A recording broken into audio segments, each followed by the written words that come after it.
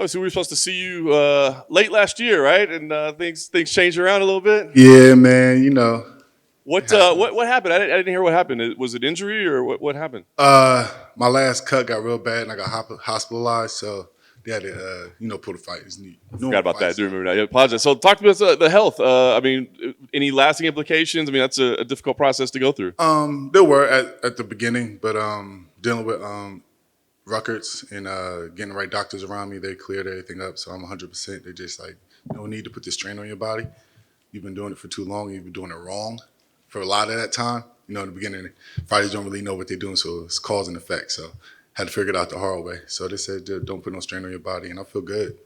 Nice. So I guess, do you have to change diet or anything, or is it just get to eat? Yeah, so is this kind of what you walked around at before? Or? Yeah, I walked around a little bit bigger, but it's more of me focusing on fighting now, not focusing on weight cutting. So that's really like a mental relief. I guess does part of you think like, geez, I wish. I mean, I guess we'll see. You gotta wait till Saturday to see how you feel, right? But I mean, right now, as you're sitting there, you're like, why didn't I do this a long time ago? Yeah, like now I'm present. Like sometimes when you cut weight, you get like the out of body feeling. You're just moving through the motions because you got a lot of obligations, a lot of water obligations, war loading and stuff. But not having those severe obligations and being able to really just sit here and enjoy the fight week, it's a blessing right now. I'm happy. I'm excited. That's awesome. Where does it start? Because obviously weight cutting is such a big thing in the sport, right? Like, where does it start with? Is it like a psychological thing? Like, these guys are just too big. I need to cut down. Or do like people around you say, yeah, it's more people around you. Like as fighters, we don't care. Like we fight anybody, anywhere, anytime. This is the way we are. We're built this way. That's how we got here. But it's more of the people around you. Like, hey, you're kind of not that big. Da da da. You'll do better if you cut weight. And they'll be like, oh, sure. Da da da. Why not? You get into it and you get into the game and it becomes habit. Like, okay, I'm gonna just keep cutting weight. I could have built muscle. Like it could have went any direction, but everything happens for a reason. Very nice. So how are you going into Saturday night? Are you thinking like, well, we gotta see how we feel, or is it like, no, this is the way we do it? It's a go. Like I feel normal. I'm a fighter. I'm here to fight, and now I have to worry about the strain of cutting weight. My mental health is good. Like my body's good. I'm not straining. Like I'm present and I'm ready. That's awesome. So the last couple of years have been tough, right? Like cancels, rescheduled, all that stuff. I mean, how tough of a process has it been to kind of stay focused? Yeah, it's been a tough one. I've been fighting since the epidemic. I was one of the first people, like one of the first groups of fighters who just kept fighting. So after Brooklyn card got canceled, everything was up in the air. So they just did what they could do. It was like, hey, keep training. And that's what I did. And that being stuck in the house, everybody not be able to do anything, you just training. That's mentally wear and tear. And then the body, you're not getting everything you need because you can't go to certain stores. Everything's closing down.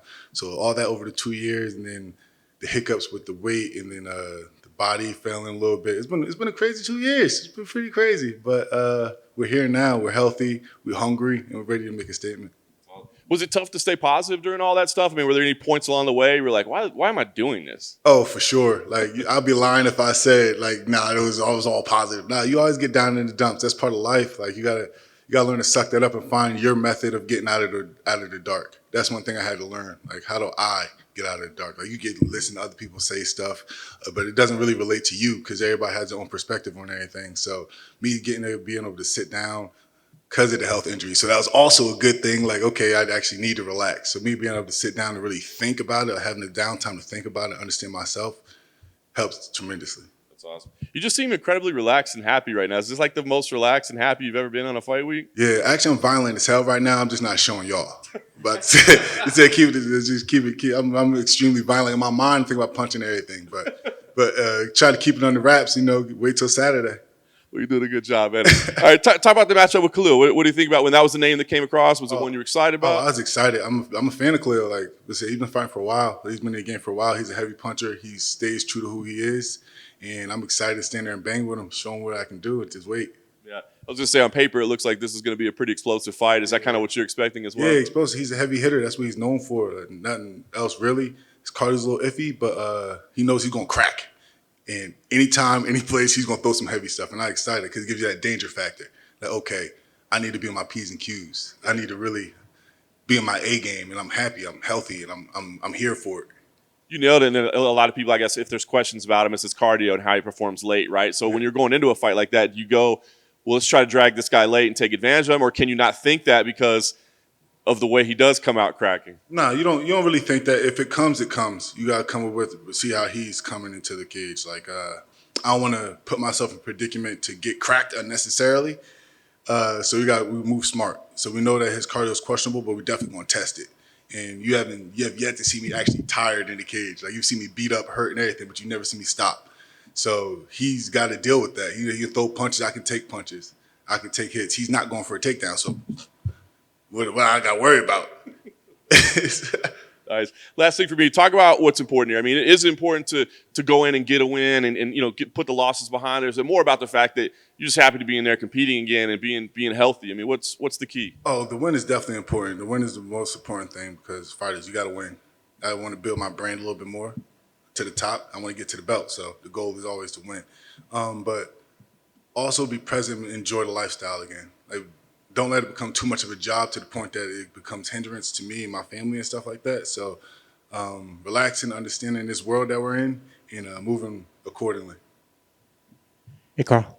What's up, man? You won your contract at a light heavyweight. Was there a reason that you went down to middleweight? Yeah, Dana, he asked me right there. I was fat and chubby. He said, "Hey, you ever been down to 185?" I said, "Yeah." He said, "Okay, that's where you're fighting." And from there, hey, I'm going down to 185. The boss man. If you can you expand a little bit more on your medical issues that you happened with that weight cut? I know it was pretty bad. Yeah. So the first fight with Vittori, I went to rhabdo, and then me being a fighter, fuck it. I fought him anyway. So like 3 weeks later, I tried to cut the weight again, not knowing that my body was that effed up, and shut down again. But I still stepped in the cage. And then after a while, like my manager, Paradigm, and all them, they got into my ear like, "Hey, you gotta really start taking care of yourself. This is serious. Like, you're not recovering. Something's wrong." And then a couple fights, I made weight one time, which is on my IG. You see, cried and everything. That's how bad it was. And then felt good, still a little off, and then tried to cut weight again my last fight. Started kind of going through the body shit, like little seizures and stuff. So they sent me to the hospital. They was like, "Yeah, you can't keep doing this to yourself. As the wear and tear, your body's not going to come back 100% every time. So every time it's knocking bricks off the wall." And yeah, it's been crazy. So look at us now. It's at 205, healthy, big, strong, and fast.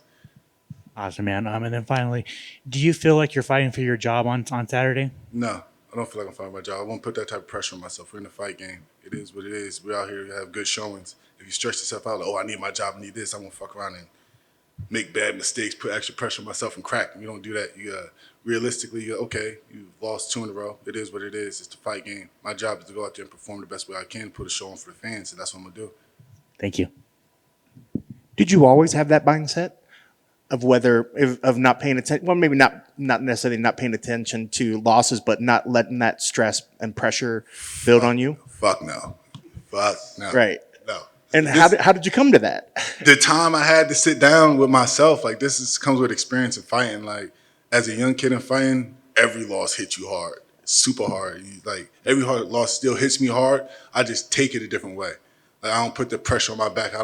I try not to change myself because of the loss. I just diagnose why I lost and how I can evolve from it, and then grow as a team, conversate with the team, see what their thoughts on it, and then move forward. But dwelling on a loss can really hinder your performance and hinder your training, because now you start dwelling on, okay, I did this wrong, I did this wrong, I did this wrong. Okay, where are you going? You can't always be the nail, as I say. As Kraus said, my coach said, we're in a life of being the nail, so you got to be a hammer once in a while. So when you're the nail and you start talking to yourself as a nail, it's just a downward spiral. So sometimes you got to get to that mental space. So, okay, I lost. It is what it is. Wipe the dirt off your shoulder, bite down that mouthpiece, and keep going forward. And the kind of second one, John's sentiment, like you seem so happy. Like normally when we see you, I think we see more of that killer side of you when you come in. Yeah. And I like how you said it's just under the surface. It's still waiting. How easy is that switch for you to switch back into that mode? Is it tough to keep the smile on? It's opposite. This calm isn't my normal. Yeah. It's my normal. I'm a fighter. Like, I like to fight.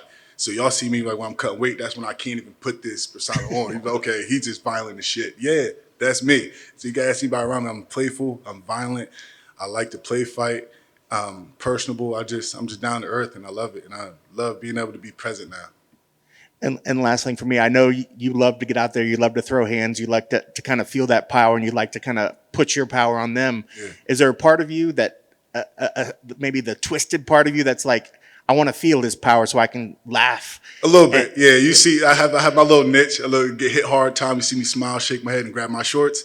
I think that's my niche. I'm always down for that. Just test what you got, just to see if I could take it. Truthfully, like, well, I want to find out in the third round that crack. Oh shit, I can't take that. Too late. Like, nah, you got to test the waters. You got to be in there for a while. You got to enjoy the warm water. So that's what I'm doing, jumping in the water and swimming. And on the flip side, when you make contact and you make a good solid punch, are you able to see something in their reaction, their eyes immediately when you know they didn't like that? Definitely. It's the reaction. It's a little bounce off. It's so many different reactions from different fighters. It's just the experience that come with it. They have the twitches. A lot of them smile. And it tells me what type of fighter you are. If I crack you and you smile and you bite down a mouthpiece, now I see you settle in. I'm like, oh, well, fuck, this is a fight. If I crack you, I see you back off, shake it off, try to get yourself together, try to re-diagnose what the fuck just happened. Okay, now I got to eat up space. Now I got to keep you in that spite, keep you in that mindset. So that's the telltale sign. Like, you can definitely tell if you crack somebody, how their mindset is. I dig it. Best of luck on Saturday. Thank you, brother.